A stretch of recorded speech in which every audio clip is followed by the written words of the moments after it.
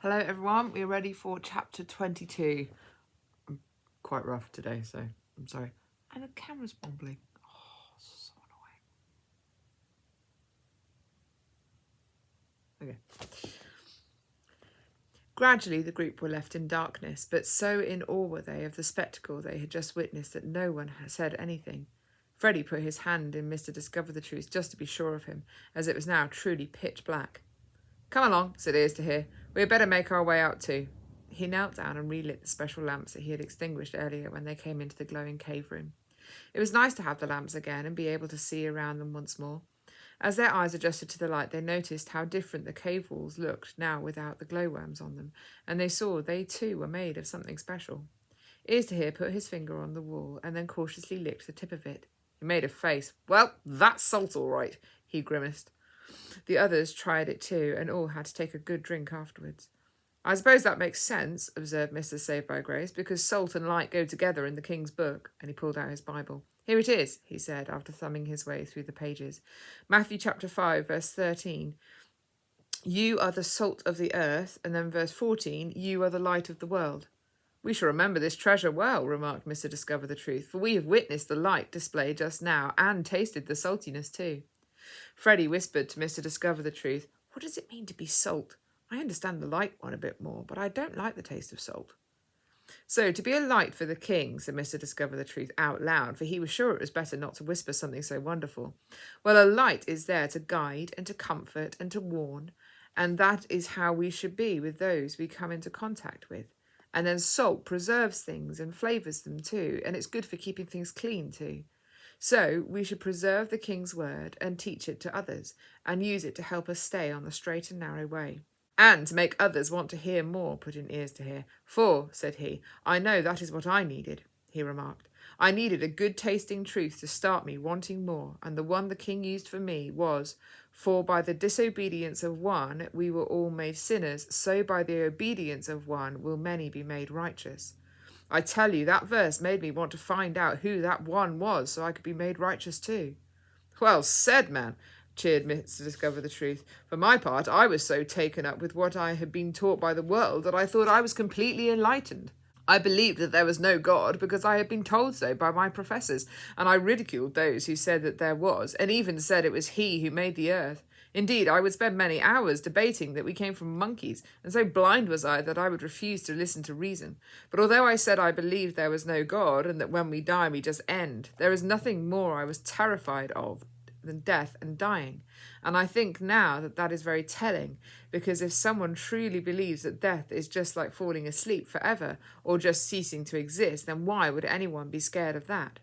No, friends, I believe in awareness of life and death, and what happens after death is actually built within each of us. And I think that is what made me so angry. It wasn't that I didn't believe there was a God, it was that I hated him, and was petrified of the idea of having to face him. It wasn't until I met someone who actually shined with the light of the King that I started questioning my beliefs. For I had met many who claimed to be followers of the King, but they had told me that the first 11 chapters of Genesis didn't need to be taken seriously, and that I could believe in the King without believing what it was he said he had done. But this person was so different. They gently and kindly, but very firmly, made me see the errors of my belief system and the complete hopelessness of not having the King as my King.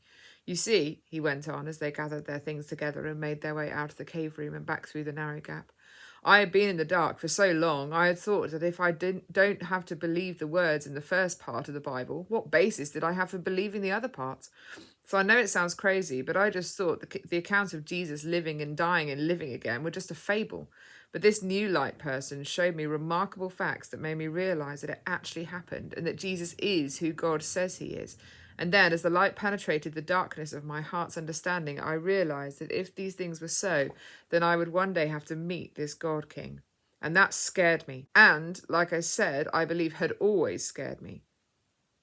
But this person showed me very clearly that I didn't need to be afraid to meet God because of what Jesus had done, that I could ask him to forgive me and he would not turn me away." By this point, they had reached the cold water and the stalactite, and so the rest of Mr. Discover the Truth story had to be postponed. Freddie was not looking forward to this part, as he had felt a little panicky going under the first time round, so he sat on the edge of the pool and prayed hard. "I will go with you," said that familiar, comforting voice, and there was the officer of the king in the water holding out his arms to Freddie. Freddie fairly jumped in after that, and the others, who hadn't seen the officer, looked on impressed as Freddie navigated the tricky part of swimming under the stalactite and came up the other side. "Thank you," gasped Freddie, but there were only his companions there, ready to help him back onto dry land. "Now, please continue," said Ears to Hear, for he loved hearing the individual ways in which the king had helped people to himself. "Yes, please do," said Freddie. "Well," sighed Mr. Discover the Truth, "I am ashamed to say it took me a long time to fully let go of my previous thoughts, but thankfully, once I had surrendered my life to the king, he helped me to see the foolishness of my ways. It is true what the king's book says when it says, 'The fool has said in his heart, there is no God.' And thankfully, as the king shone his light into my heart, I began to see just how foolish the notion that we evolved was. I mean, it doesn't make sense," he said, warming to his subject. "The kind of evolution I was taught never makes large changes, and there is never improvement to the changes that people claim prove the theory, but always losses of information or just a flat-out mutation. Plus, did you know that many of the claims my professors made are based on assumptions rather than fact?" he said enthusiastically, for now he had lived in the true light for many years. He had put on the spiritual muscle he needed to truly defend his faith. "If my professors started from the assumption that there has always been sin and death, then they could just write off the account in Genesis, because that clearly states everything was perfect and sin don't go together. And don't even get me started on some of the ridiculous things I used to claim in order to defend my old in-the-dark beliefs." "What kind of things?" asked Freddie. "Stupid ones," said Mr. Discover the Truth emphatically. "Let me just say it is true what the King's book says, that man will claim all sorts of things more foolish just to get away from admitting that there is, in fact, a one true and living God." By this time they had started to see daylight, and they were all looking forward to setting up camp once they got out of the cave. "So, once you came to the king, what happened next?" asked Ears to Hear, who also loved to hear how the saved person had grown since their conversion. "Well, for a start, I started really discovering the actual truth about the things I had been taught. Like, for example, I used to think that there was no such thing as a global flood, but if you start from what the Bible teaches and go from there, the science and the evidence makes so much more sense.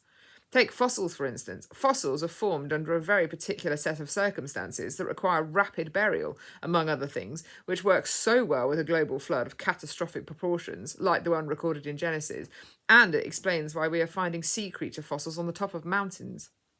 I loved discovering the truth to all the rubbish I had been taught. So anyway, when I met the king at the hill, the king gave me my new name, which I loved so much. I thought I knew the truth when I was actually in the dark, but now his light had shone in my heart. I understood the real truth. And so to immortalise that by my new name was, I thought, an absolute stroke of genius. Which it was, of course, coming from the all-wise, all-knowing, ever-present God. They came to the mouth of the cave. "And so," said Mr. Discover the Truth, taking off his breathing apparatus and taking in a good lungful of fresh air, "I have been discovering more of his truth ever since." "Amen," said Mr. Saved by Grace, taking a deep breath too. "And I thank the king for you, brother, for you have helped me on this journey of discovery too." "Now we had better make camp," said Ears to Hear, and started getting out more things from his kit bag. Soon there was a lovely crackling fire, and the friends all sat round together, eating the last of their rations and thanking the king for his goodness. Freddie was very tired and soon fell asleep. As they were settling down, Mr. Discover the Truth spoke quietly to Mr. Saved by Grace. "I wager when we return we will find that our little merry band will be broken up, what with our brother Newhart's new role." "Aye, but it need not be for long. I would like to suggest we ask young Master Ears to Hear to join us instead." "A good notion, for surely he would be a great asset to our journey," agreed Mr. Discover the Truth. "Let's pray about it this evening, and then ask him tomorrow if it seems a good idea in the morning." Each explorer sent many messages of thanks and praise for the wonderful adventure and discoveries of the day, and then fell fast asleep.